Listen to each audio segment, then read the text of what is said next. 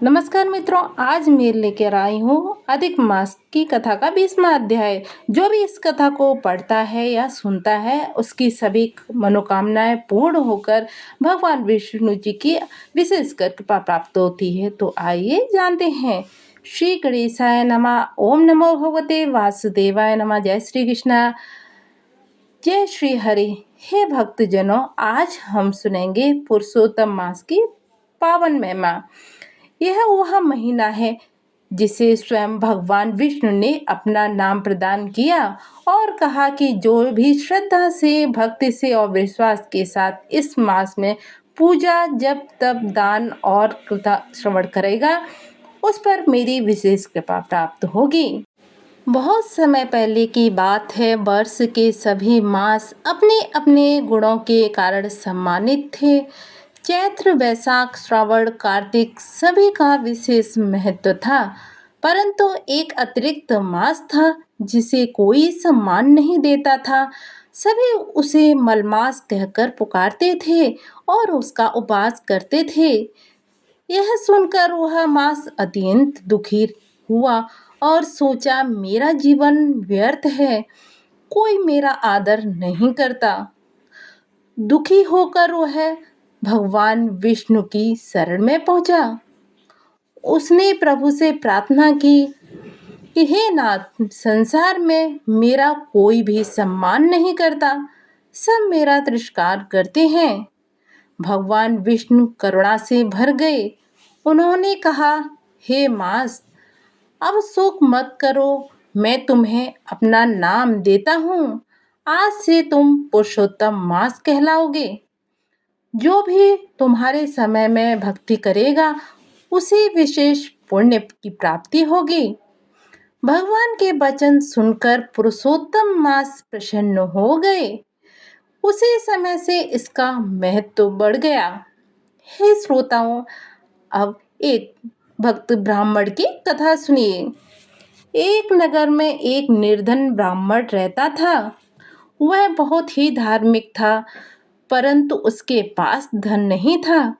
परिवार अनेक कठिनाइयों में जीवन व्यतीत करने लगा था। एक दिन एक संत उसके घर आए। ब्राह्मण ने यथाशक्ति उनका सत्कार किया। संत उसकी श्रद्धा देखकर प्रसन्न हुए और बोले, यदि तुम पुरुषोत्तम मास का व्रत करोगे तो भगवान तुम्हारे जीवन में सुख और शांति प्रदान करेंगे।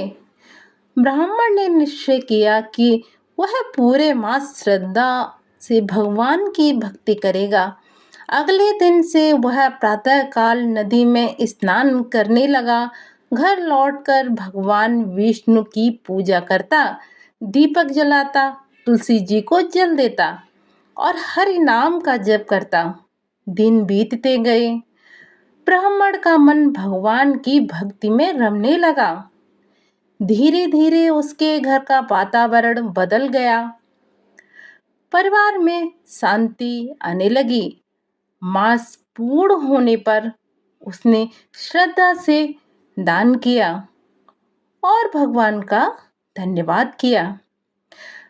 भगवान विष्णु उसकी भक्ति से प्रसन्न हुए।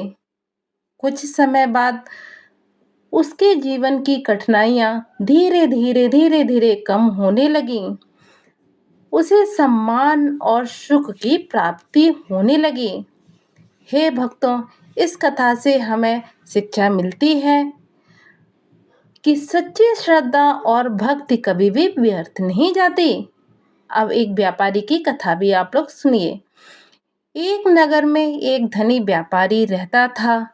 उसके पास धन तो बहुत ही था, परंतु मन में शांति नहीं थी। वह सदैव ही चिंता में डूबा रहता था। एक दिन उसने पुरुषोत्तम मास की महिमा सुनी। उसने निश्चय किया कि इस मास में वह दान और सेवा करेगा। उसने गरीबों को भोजन कराया, वस्त्र वितरण किए और भगवान का स्मरण किया। धीरे धीरे उसके मन में अशांति समाप्त होने लगी। उसे समझ आया कि केवल धन ही सुख नहीं देता, सच्चा सुख तो सेवा और भक्ति में ही है। इस प्रकार उसका जीवन आनंदमय हो गया। अब एक राजा की कथा सुनिए। बोलो विष्णु भगवान की जय। एक राज्य में एक राजा था। उसका राज्य समृद्ध था, परंतु राज्य में अनेक समस्याएं थीं। राजा चिंतित रहता। एक संत ने उसे पुरुषोत्तम मास का व्रत करने की सलाह दी। राजा ने पूरे राज्य में भक्ति, सत्संग और दान का आयोजन करवाया। लोगों ने भगवान का नाम जपा और धर्म का पालन किया। कुछ समय बाद राज्य में सुख, शांति और समृद्धि फैल गई। राजा ने समझ लिया कि ईश्वर की कृपा से सब कुछ संभव है। हे श्रोताओं, पुरुषोत्तम मास हमें यह शिक्षा देता है कि जीवन में अहंकार नहीं करना चाहिए। धन, पद और प्रतिष्ठा क्षणिक है, परंतु भक्ति और सदाचार स्थायी है। इस मास में प्रातः स्नान, भगवान विष्णु का पूजन, तुलसी सेवा, गीता पाठ, कथा श्रवण, भजन कीर्तन और दान का विशेष ही महत्व बताया गया है। जो व्यक्ति सच्चे मन से भगवान का स्मरण करता है, उसके जीवन में सकारात्मक परिवर्तन आते हैं। हमें अपने माता पिता का सम्मान करना चाहिए, सत्य बोलना चाहिए, किसी का अपमान नहीं करना चाहिए और जरूरतमंदों की सहायता करनी चाहिए। भगवान श्री हरि अपने भक्तों की भावनाओं को देखते हैं। उन्हें भारी दिखावा नहीं है, बल्कि सच्चा प्रेम प्रिय है। एक छोटा सा दीपक, एक तुलसी पत्र और सच्चे मन से किया गया प्रणाम भी भगवान को प्रिय होता है।